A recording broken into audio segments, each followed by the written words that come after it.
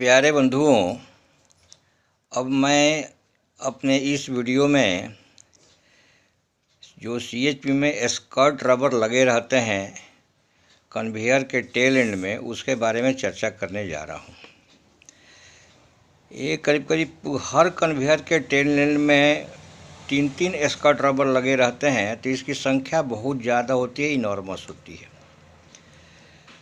दोनों साइड में, सूट के दोनों साइड में लगे हो रहते हैं, सूट के पीछे में भी लगा रहता है स्कर्ट रबर। और ये स्कर्ट रबर में कितना भी काम किया जाए, कुछ न कुछ गैप बन जाता है बहुत जल्दी, जिसके कारण से उस 1 mm 2 mm 3 mm के गैप जो बन जाते हैं, उससे डस्ट जो है बराबर स्पिल आउट होता है। डस्ट उससे जो है बराबर गिरते रहता है, क्योंकि ऊपर से जब कोयला डंप होता है तो बहुत ज़्यादा डस्ट जनरेट करता है। और ख़ासकर समर सीजन में, गर्मी के समय में तो इतना डस्ट होता है कि पूरे कूलिंग प्लांट में कहीं सांस लेने की जगह ही नहीं होती है। इस डस्ट लीकेज को, यहाँ से जो निकलता है, उसको प्रिवेंट करना मोस्ट इम्पॉर्टेंट जॉब है।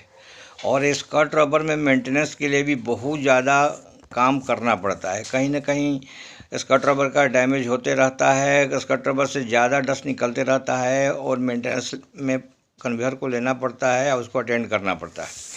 लेकिन जो अभी प्रेजेंट जो है स्कर्ट रबर हम बाहर से मंगाते हैं और रबर पैड आता है, उस रबर पैड में भी सेम प्रॉब्लम है। और रबर पैड का अगर कभी अवेलेबल नहीं हुआ तो हम लोकल में कन्वेयर बेल्ट को काट करके और रबर पैड की जगह लगा करके स्कर्ट रबर का काम लेते हैं। इसमें सब मैं आपको अभी चित्र के माध्यम से अगर दिखाऊं तो इसमें हमारा ख्याल है बात समझ में आएगी। ये जो है सूट है, इसमें कोयला ऊपर से आता है, बहुत ऊंचाई से आके यहाँ गिरता है। ये सूट है, दोनों साइड में सूट की लोहे की MS शीट की दीवार है। ये जो है कन्वेयर बेल्ट है, ये जो है कन्वेयर बेल्ट। इस सूट के दीवार से या कन्वेयर बेल्ट के बीच में यहाँ पर स्कर्ट रबर लगा रहता है, दोनों साइड में, अब पीछे में भी 3 लगा रहता है। तो ऊपर से जो कोयला गिरता है तो यहाँ से डस्ट बहुत होता है। क्या होता है कि यहाँ तो नट बोल्ट से टाइट करते हैं, नट बोल्ट से टाइट यहाँ पर फिक्स किया जाता है कन्वेयर बेल्ट के ऊपर में। तो मुश्किल से 1 हफ्ता के अंदर अंदर, नया भी लगाते हैं तो 1 हफ्ते के अंदर अंदर इसके चलने से, रगड़ने से 1 mm 2 mm का गैप तो बन ही जाता है। जब एक गैप बन जाता है तो यहाँ से डस्ट बहुत स्पिल आउट होता है, वो आगे दोनों साइड, पीछे, ये डस्ट बहुत स्पिल आउट होता है। और जो है फ्लाई डस्ट से पूरा कोल हैंडलिंग एटमॉस्फेयर जो है डस्टी हो जाता है। वहाँ सांस लेना और हेल्थ हजार्ड के लिए बड़ा सीरियस है। इसको प्लग करना और हमको ज़्यादा लाइफ मिले, डस्ट लीकेज न हो, इसके लिए मैं एक स्कर्ट रबर डेवलप किया हूँ। स्कर्ट रबर जो डेवलप किया हूँ उसका हमको लाइफ भी बढ़िया मिलता है, डस्ट लीकेज नहीं होता है, और इससे हमको डस्ट प्रिवेंट करने में और एटमॉस्फेयर को सही करने में काफ़ी मदद मिलती है। ये जो प्रेजेंट स्कर्ट रबर है, इसमें क्या होता है, मुश्किल से 1 हफ्ता के अंदर अंदर इसमें 1 mm 2 mm का गैप बन जाता है, क्योंकि कंटिन्यूस चलते रहता है। बेल्ट रगड़ने से गैप बन जाता है तो डस्ट लीकेज तो होता है। इसके अलावा जब नया टाइट करते हैं तो कई बार ज़्यादा प्रेशर में टाइट होता है तो यहाँ धुआं भी निकलता है।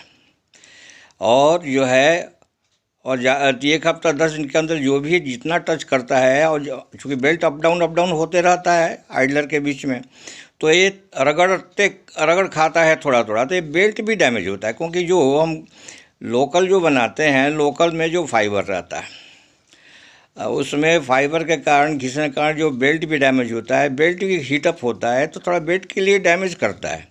तो ये हर पॉइंट ऑफ व्यू से, इंजूरियस है, health hazard point of view, damage के बेल्ट डैमेज के पॉइंट ऑफ व्यू से भी ये जो है सीरियस है, ये बेल्ट को भी नुकसान पहुंचाता है। इस हालत में एक हमने डेवलप किया है स्कर्ट रबर। उस स्कर्ट रबर का नाम हमने दिया है बैलून स्कर्ट रबर। बैलून उसका नाम क्यों दिया है उसके बारे में हम चर्चा करेंगे। तो उसको वो कैसा डेवलप किया, मैं आपको अभी समझाने का प्रयास कर रहा हूँ।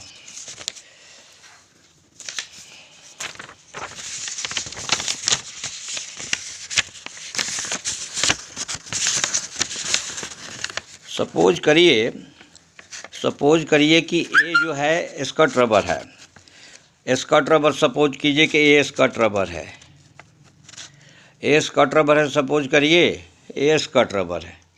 ये जो है हम कन्वेयर बेल्ट के ऊपर जो रबर प्लाई है उसको निकाल लेंगे, ऐसा है, ऊपर का रबर प्लाई हम निकाल लेंगे, इसको दो मोड़ देंगे। कैसे? दो तरफ का, जितना हमारा स्कर्ट रबर का नॉर्मल अभी प्रेजेंट हाइट रहता है उसे डबल जो है इसकी चौड़ाई ले लेंगे। चौड़ाई लेकर के ऐसे मोड़ देंगे, ऐसे मोड़ करके और जो है स्कर्ट रबर में जो ऐसे टाइट कर देंगे, ऐसे टाइट कर देंगे, ऐसे टाइट कर देंगे स्कर्ट रबर में, जहाँ प्रेजेंट स्कर्ट रबर लगता है उसी नट बोल्ट के साथ वाशर के साथ टाइट करना। और इसको जो है नाम दिया बैलून स्क्रैपर, क्योंकि इसका एंड व्यू जो है बैलून टाइप का आता है, एंड व्यू जो है बैलून टाइप का आता है, इसलिए इसका नाम हमने बैलून स्क्रैपर ही रख दिया, सॉरी बैलून स्कर्ट रबर ही रख दिया है। इस साइड में, दोनों साइड में इसको लगा देते हैं, दोनों साइड में लगा देते हैं और पीछे में भी लगाते हैं। जो पीछे साइड में लगाते हैं वो थोड़ा 2-3 सेंटीमीटर जो है एक्सटेंडेड लगाना चाहिए। उससे क्या होगा कि डस्ट प्रिवेंशन और बेटर होगा, इसके लाइफ भी बेटर मिलेगा, इस डैमेज होने की संभावना नहीं रहेगी। तो इसमें फ़ायदा हमको ये मिलता है कि ये जो है राउंड शेप्ड होने के कारण, ये राउंड शेप्ड होने के कारण, राउंड शेप्ड होने के कारण जो है ना बेल्ट को डैमेज नहीं करता। राउंड शेप्ड होने के कारण ये जो है, जो हम बोलते हैं कि एक हफ्ते के अंदर उसमें गैप होता है, इसमें गैप नहीं होता है, क्योंकि जैसे जैसे घिसता है फैलते जाता है।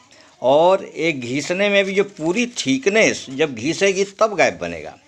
इसका थिकनेस जो है 4 mm, 5 mm, 6-7 mm तक भी रह सकता है। जब 6-7 mm घिसेगा तब जाके गैप आएगा।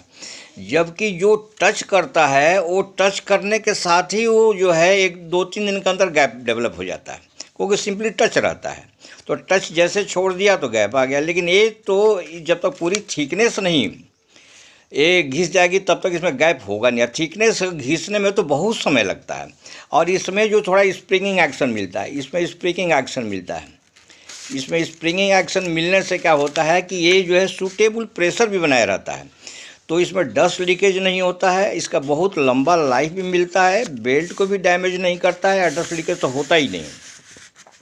इस तरह बैलून स्कर्ट रबर लगाने से, बैलून स्कर्ट रबर लगाने से हमारा जो है टेल एंड में डस्ट प्रिवेंशन का, डस्ट स्पिल आउट की समस्या काफ़ी हल हो जाती है। इसका भी 80-90% तक इफिशियंसी मिलता है, और लाइफ भी बहुत बढ़िया मिलता है, क्योंकि उसमें तो एक हफ्ता के अंदर अंदर ही गैप हो जाता है, लेकिन इसको लाइफ तो 4-5 महीना मिल जाता है।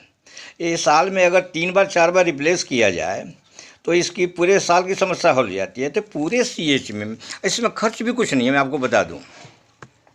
खर्च इसलिए नहीं है कि जो हमारे स्क्रैप बेल्ट होते हैं, स्क्रैप बेल्ट का ऊपरी लेयर निकाल लीजिए, और ऊपरी लेयर में 3-4 सिर्फ रबर प्लाई निकालिए, 3-4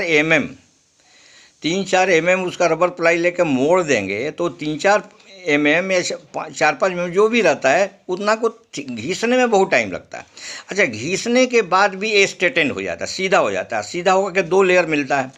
जब 2 लेयर मिलता है तो 2 लेयर से भी डस्ट प्रिवेंशन होता है। तो जब घिस गया तो हमको रिप्लेसमेंट का टाइम भी मिलता है, क्योंकि 2 लेयर से भी उस समय डस्ट प्रिवेंशन होते रहता है। ऐसे में बहुत ही फ़ायदा मिलता है पोल्यूशन कंट्रोल का, डस्ट सेविंग का, और जो है जो टेल एंड में कोयला भर जाता है वो सब का बहुत फ़ायदा मिलता है।